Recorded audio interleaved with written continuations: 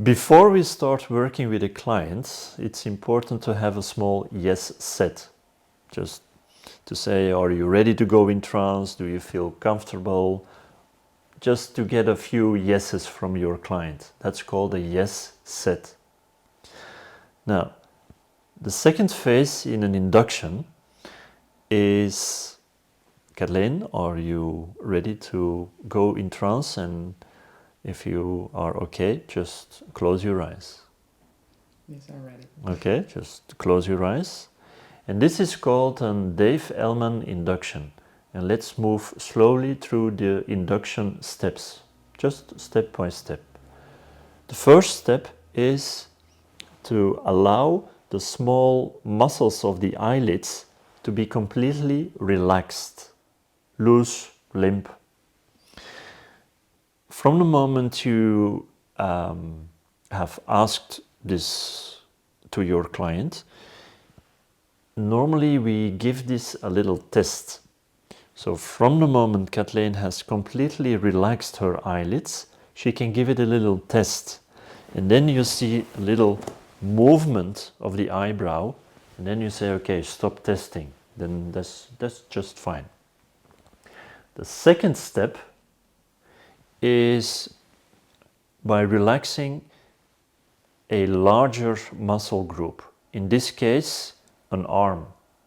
Back in the days, we used to... Do you have permission to touch your arm, Kathleen? Yes. Yeah. Back in the days before Corona, we just took the arm, felt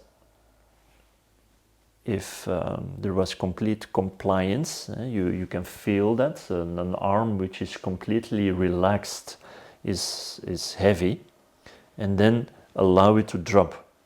But then Corona came, and then, or if you have an online session, it's difficult to touch people. So you just can ask and allow those muscles to relax. It's the same sensation. Third step is fragmentation of the eyes. So in a moment, Kathleen, I'm going to ask you to open your eyes and afterwards to close them. And from the moment you close them, but in this case don't do this because otherwise you go too deep in trance. Just allow your clients to open the eyes. Open, good. Keep them open. Normally, from the moment they choose to close the eyes, they go twice as deep in trance. And this is something which you repeat 3 times. Open, close, open, close, open, close. Every time they close their eyes, you give the instruction, go twice as deep. Next step is letting go of numbers. So you give an instruction, in this case to Kathleen, you start from 100 and you count down backwards slowly, 99, 98. Why slowly? Because between the counting, you need to allow yourself to have some time to feel the feeling of relaxation inside the physical body, correct? Yes, correct. It's not too fast. From the moment your client decides, okay, this is enough for me, they will stop counting. But maybe you need to give them an instruction that they should choose for themselves to stop counting. Otherwise, you're here for the whole day and you have other stuff to do. So, but the decision lies with your client. Everything we do is choice. If your client chooses to follow the protocol, relax the eyelids, relax the arm, open and close the eyes, stop counting down, then you have compliance, and then your client chooses to go into deep trance. Next step is to go to the beach, a sandy beach, where you guide your client to allow themselves to write their name in the wet sand. So in the beach, on the beach, you ask your client as if they can write their name in the wet sand. Naturally, from the moment they have written their name, you allow the tide to come in, or the waves of seawater to come in. From the moment a name is covered up, you have established somnambulism. If your client wasn't able to stop letting go of the numbers, if they continue to count down, at a certain moment you instruct, okay, stop here. You go to the sandy beach as a backup program. If your client has stopped counting down, you also go to the sandy beach and you have a deepener of trance. Next step is a positive hallucination, where you ask your client as if they can feel, as if they can touch sand.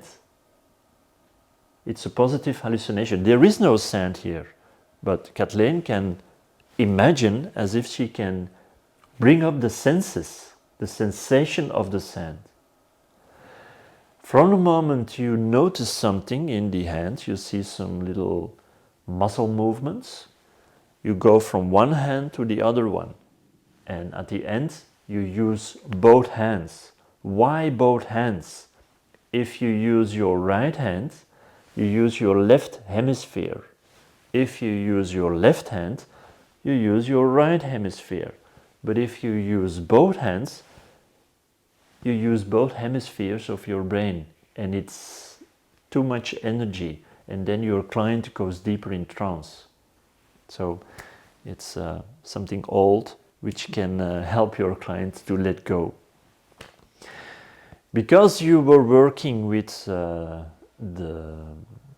sand, the positive hallucination, you can ask, okay, give me, as a next step, give me a yes finger and give me a no finger.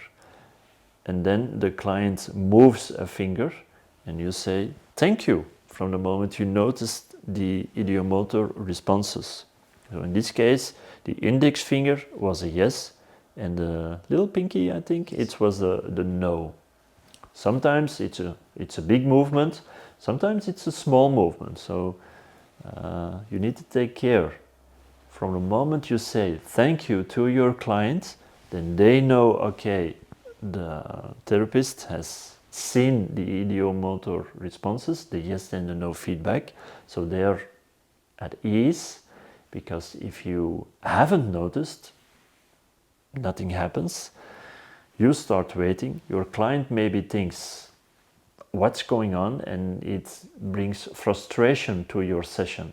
So if you say thank you, that's nice and easy, and everyone knows we can move on. Next step is to deepen the trance.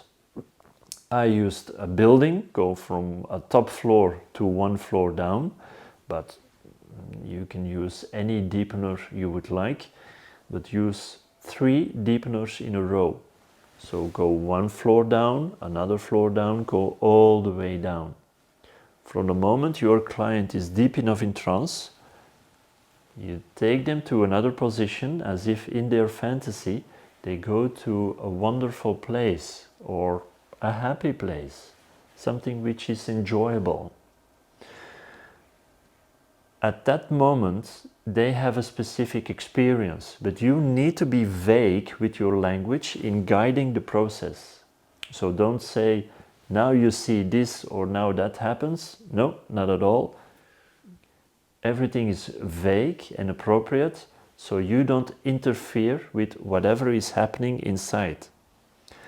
At that moment, when you sense as a hypnotist everything is okay, you go and make the next move, which is a connection to a wisdom. In this case, we made a connection to a quantum mind. Some people may label it differently, that's all okay. In other courses we use the superconscious mind, but the funny thing is those are differently. they have profound other qualities. So in this case, I asked Kathleen to connect to the quantum mind, and at that moment instructed the quantum mind. From that moment, all my communication goes with the yes and the no fingers directly to the wisdom, to the quantum mind, and ask to bring all the information which is necessary to take her to the Esdaile state. And then magic happens. Maybe Kathleen knows about the Esdaile state, maybe not. I have no idea. But in any case, the wisdom connects to the information which is attached to the label Esdaile state. And then you see magic happen and they go really deep in trance. In this deeper level of trance, we can test whether she is in the Esdaile state or not. Why do we test this? Because if you want to work with analgesia or with anesthesia, it might bring some benefits to the session. So in this case, there are 3 steps to test the Esdaile state. First is to have a little noise. You can clap, but not too loud. And if you see no eye movements, they're in the Esdaile state. If you see eye movements before the sound, during the sound, and after the sound, you can also go to step number 2. And step number 2 is the arm lock, where we take the arm of Kathleen and put it aside. Now you should watch a YouTube video of a show Hypnosis of the Esdaile state and a motorbike pose. And you see people on a stage hypnosis, you see them with both arms and both legs as if they're on a Harley Davidson. It's quite famous in the show Hypnosis, but we don't need the show Hypnosis here. And the 3rd step is where there is some pain involved. And if Kathleen doesn't slap my head, I know she's in the Esdaile state. And if your client is in pain, then she's not yet in the Esdaile state. But normally after step number 2 they are. From that moment we disconnect the physical body and the mind and we take them to a higher state. Again, high, what is it? I have no idea, Kathleen has no idea, but the quantum mind takes a new position and brings Kathleen to this high state. Correct? It all happens automatically. Yes. It's really strange. Now, from the moment your client is in the state high, normally you can start doing therapy or do whatever you want. Everything is possible here because you have a yes and a no feedback loop. And you can ask whatever question you would like. Now, in this case, just not to waste a good deep level of trance, I asked to give her some information. Maybe this was conscious, maybe unconscious, I have no idea. But in any case, you can do whatever you want. But to go deeper in doing therapy in this high level of trance, we go to a different module. Next step is to anchor the trance at the end of your session, whether you are here or after the therapy. Always anchor the trance in a first session with peace, just the beginning of the trance, deep, that deep level of trance, which is Esdaile or deep somnambulism, and high for that high level of trance. So we have 3 anchor words: peace, deep, high. Afterwards, if you bring your client back, make sure she's well grounded, back into the physical body, and you may test the anchor words. Go to peace, you wait a moment, deep and high.